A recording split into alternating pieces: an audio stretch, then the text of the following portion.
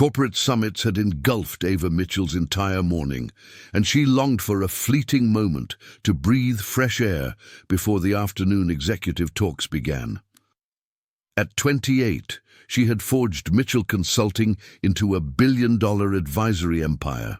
Yet such success meant she seldom saw daylight during work hours. Tugging a creamy wool coat snugly against the December frost, Ava settled onto her cherished bench in Union Square Park, where shimmering fairy lights wove a magical canopy despite the gently falling snow. She pulled out her phone to review profit and forecasts when a small, quivering voice pierced her focus. "Pardon me, kind lady," it whispered softly. Ava looked up to see a young girl with golden curls standing in the snow, clutching a tattered stuffed bear against a tan winter jacket. The child, about 4 years old, had wide blue eyes brimming with hope and sorrow that instantly gripped Ava's heart. "Hello, sweetheart," Ava said tenderly, setting her phone aside. "Are you here with someone?" The girl shook her head mournfully. "My daddy's working in that tall building over there." She pointed across the street to an office tower. "But he's stuck in meetings for a very long time."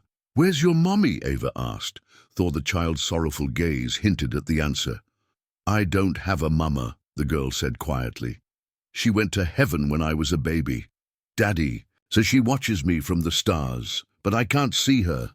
Ava's heart ached with compassion. "What's your name, darling?" "I'm Chloe," the child replied, hugging her bear tighter.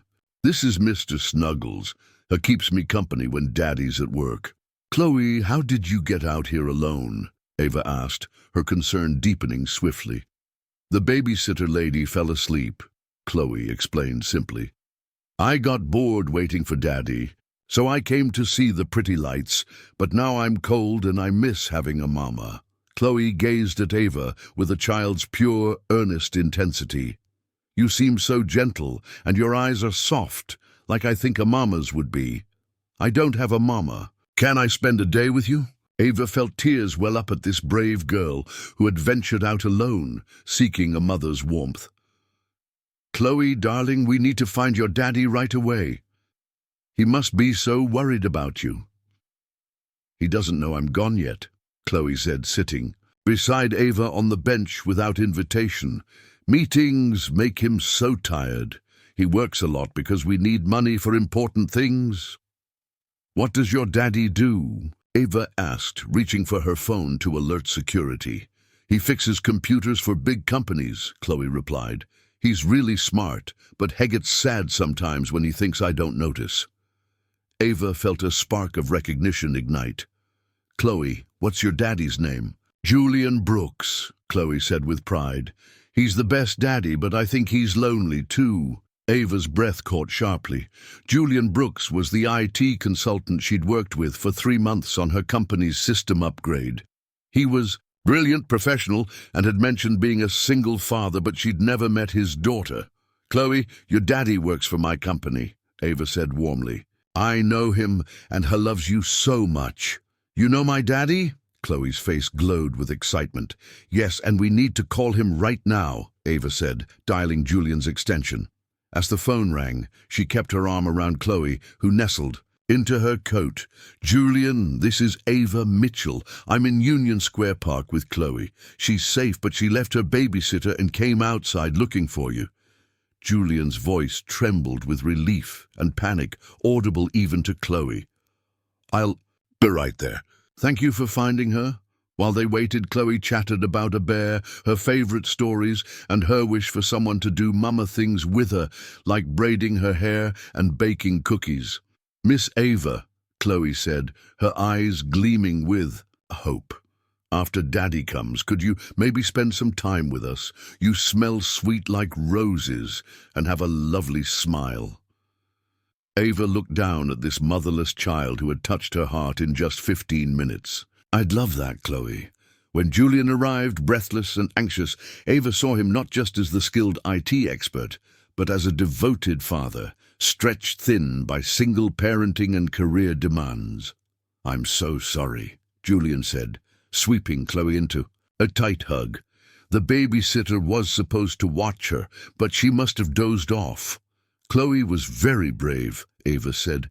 And Julian, she mentioned wanting someone to do mama things with her. If you're comfortable, I'd love to take Chloe. For a few hours this weekend. Julian looked surprised. Ms. Mitchell, you don't need to do this because of work. This isn't about work, Ava said gently. Chloe asked me to spend time with her, and honestly, I think I need her company as much as she needs mine. That Saturday, Ava discovered a joy she hadn't known she was missing.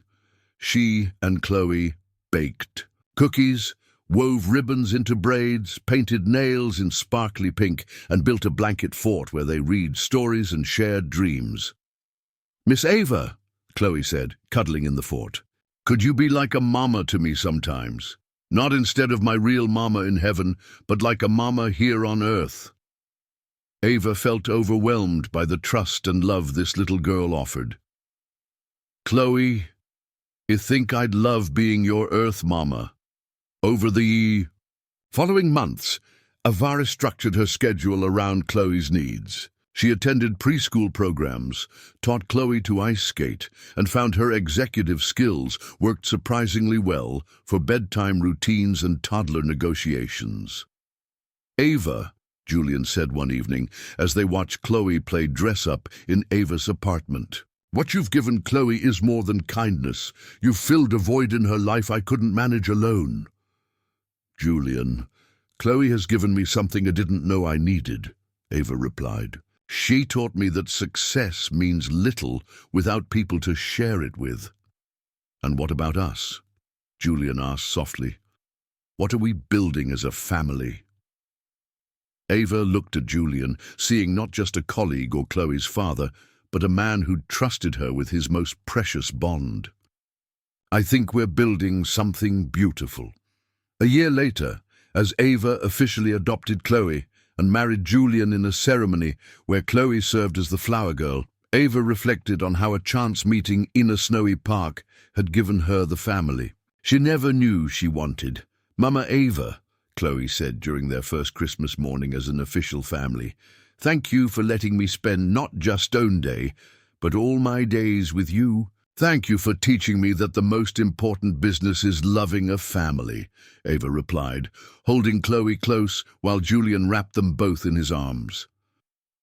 Sometimes, Ava realized, the greatest meetings happen not in boardrooms, but on park benches where lonely hearts find each other in the snow.